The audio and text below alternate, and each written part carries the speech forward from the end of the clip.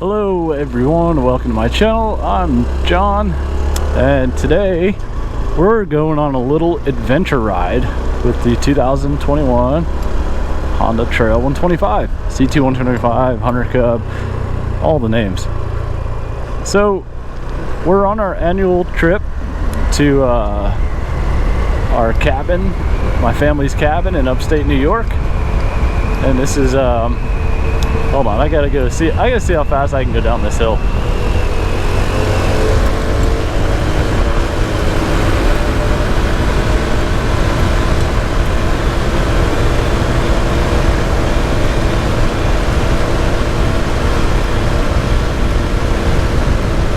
.53, 54. This bike is so elusive on speeds.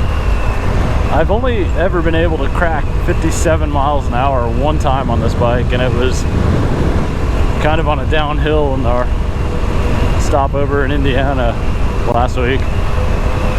But on the flat roads of Florida at home, it's 57. It's the fastest I've ever been able to go. And even down that hill, although I didn't go into it top speed wise, I still didn't even really crack 55. It's almost like this bike has a governor on it, and I don't think that it does, but it's funny. A lot of people say that in the YouTube comments too, that Honda put a governor on their bikes. I can't say that they're wrong. I don't know.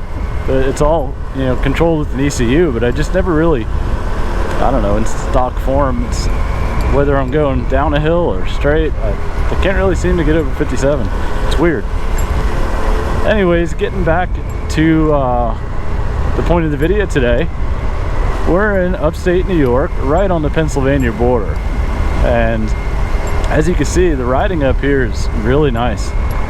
The back roads are really scenic and shady. It's a lot of dynamic elevation changes and curves and low speeds, so this is perfect perfect riding for the CT125 chassis, frame, whatever you want to call it. I say chassis because of my race car experience, but just good roads for motorcycling in general.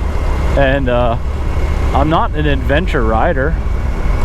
I really would like to be, but at this stage of my life, having two little boys and not a lot of chance to get out and go spend days on end by myself away from the family, adventure riding is not really something that I can partake in at this stage of my life. But it's really a thrilling concept. I really like the idea of it, and I've seen the shows a long way around and a long way down, and I really, that's something I would really like to do in my life at some point.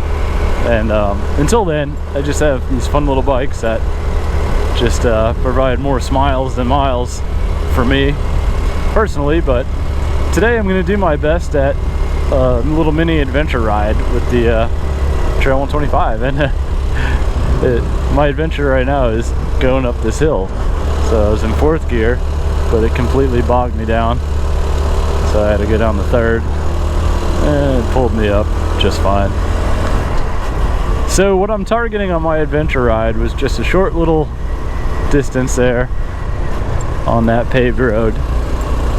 And this is a road that I'm familiar with. I kind of half grew up in this area as a kid, and we have family friends at the end of this road. But there's a state forest, a couple of state forests around here that I rode through last year, and one of them had a pretty cool like creek crossing, like little water crossing, and I went through it with the monkey and the Grom. So I want to try it again this year with the trail. So that's where our adventure is going to take me today, is to go try to find that little creek crossing again, go through it, get some cool video, some cool third-person content. So after that, I'm going to go on a little longer of an adventure, try to scope out some waterfalls that I found on Google Maps. So that'll be a different video though.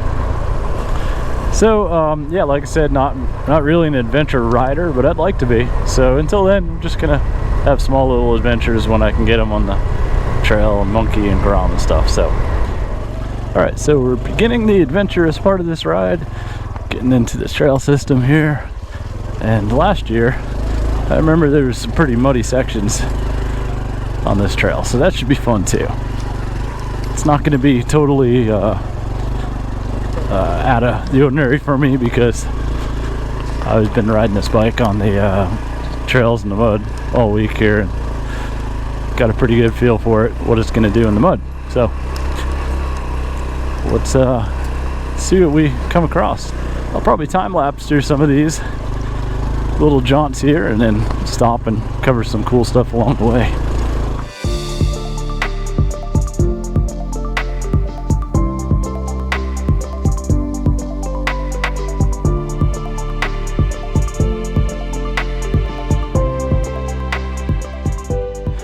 So this is a obvious problem for a motorcycle. So just trying to think about how we can get around it. And two different ways. I can go over it, but I know that's gonna make me a teeter-totter on the center stand.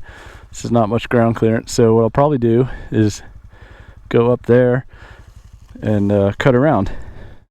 Alright, so it looks like a steep little dip down there. Looks like there's a rock at the bottom of it, so just go slow and traverse it the best we can. Key here is going to be to drag the rear brakes. Hopefully my third person shows the scale what I'm doing here, so there you go, not too bad.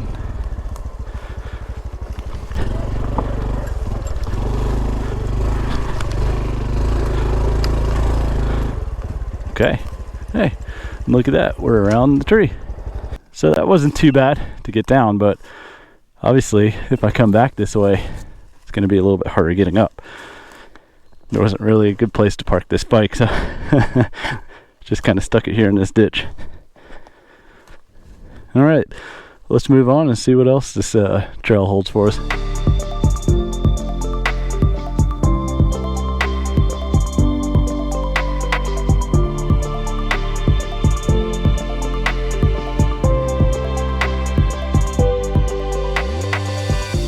Alright, so this is beginning to look like the ride of many fallen trees. So I'm not really gonna scope that one out because I can see where people have gone around it over here on this side already.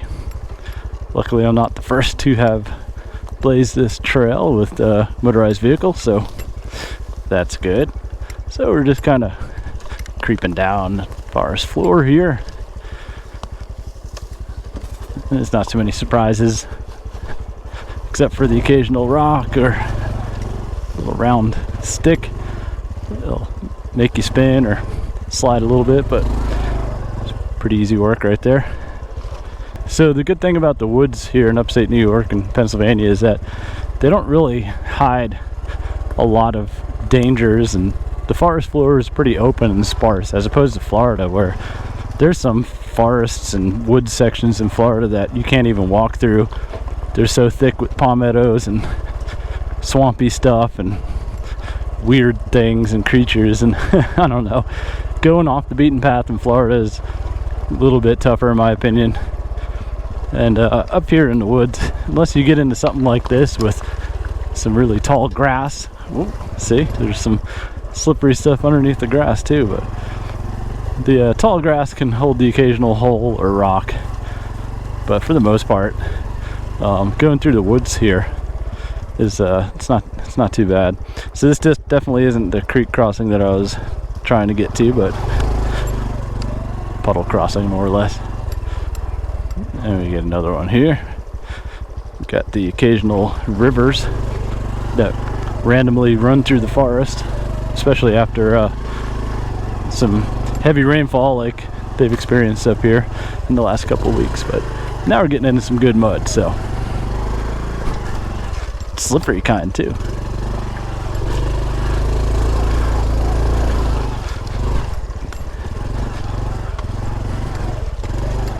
Sometimes it's just better to go into the water part of the mud. The stuff that looks bad is actually not as bad as the stuff that doesn't look bad. Kind of weird. There we go. Good old-fashioned mud hole. Most of them seem to have a rocky bottom to them, so there's not really like quicksand type mud. I've only come across that one time so far in my riding up here.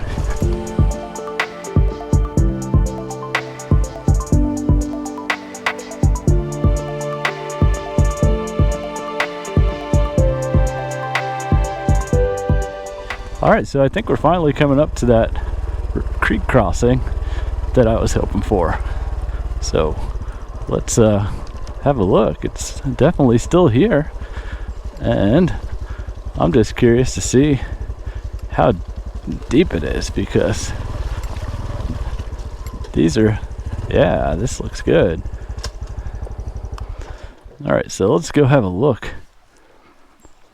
This is a very peaceful little creek, mountain creek here, and what I'm looking for is some good old-fashioned on trail water crossing capability. So this looks like it's definitely got the capability to go, I don't know if it's gonna go under. It's gonna definitely cover the engine, so yeah, it looks to be a little bit deep there, so we'll give it a couple of goes. There's even some fish in here. All right.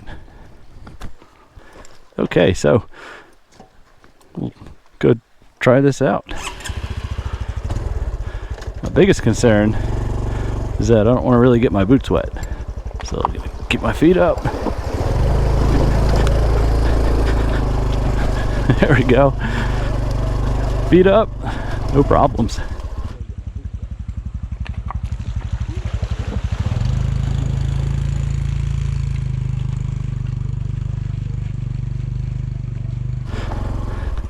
That was pretty fun, so I think I'll do that again.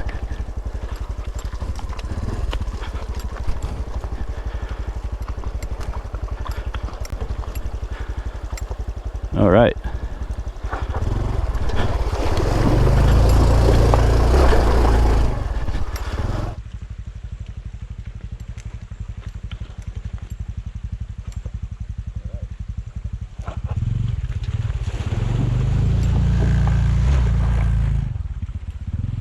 That's so much fun. It's pretty rocky and bumpy. All right, one more time for good measure.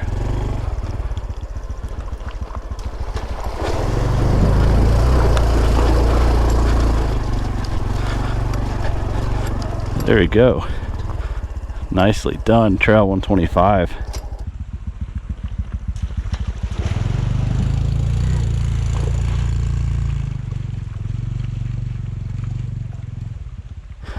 I don't know how deep it went.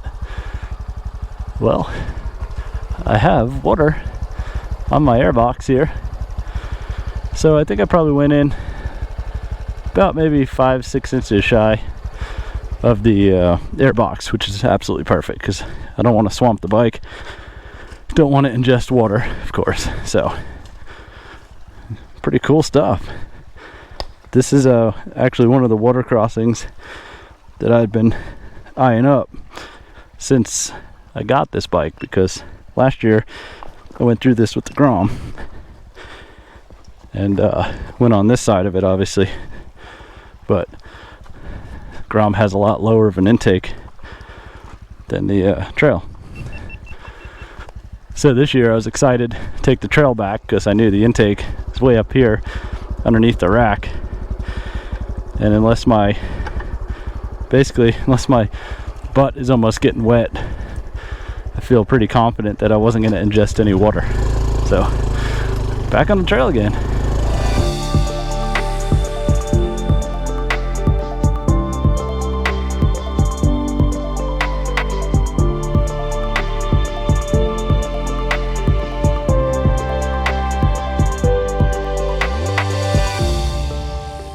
This state forest actually has a swamp, so what we're going to do is maybe head down, and I think the swamp is down this way if I'm looking at it correctly. It's kind of cool here, going through some pine barrens. We're gonna try to thread our way down to this swamp and see what's going on.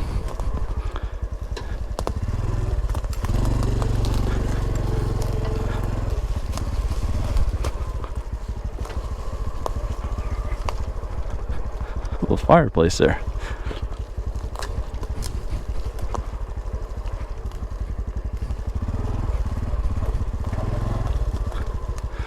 Yep, definitely a swamp. In the New York fashion, which is kind of looks like a grassy bog. So, kind of mosey along here. I don't think there's too much more to see. Yeah, it's just basically a swamp there. Didn't look like any good fishing holes or nothing to remember, but cool to come see nonetheless. So we'll see if we can't find our way back up. This bike leaves a very light trace, so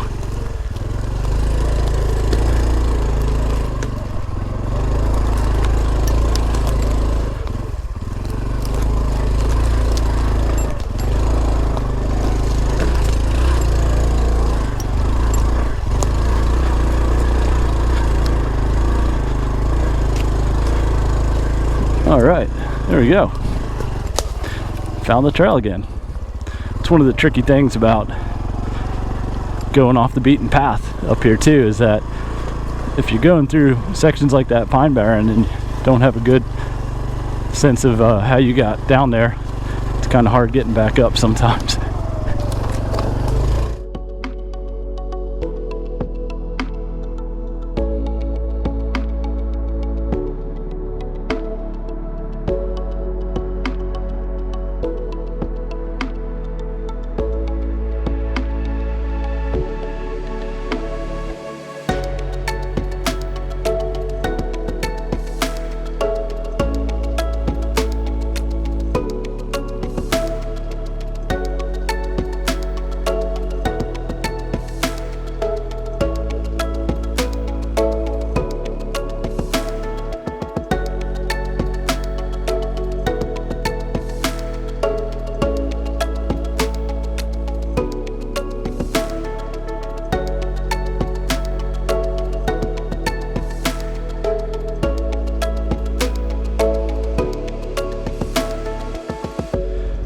Okay, so as we've come to the end of our road, we have one last little challenge here.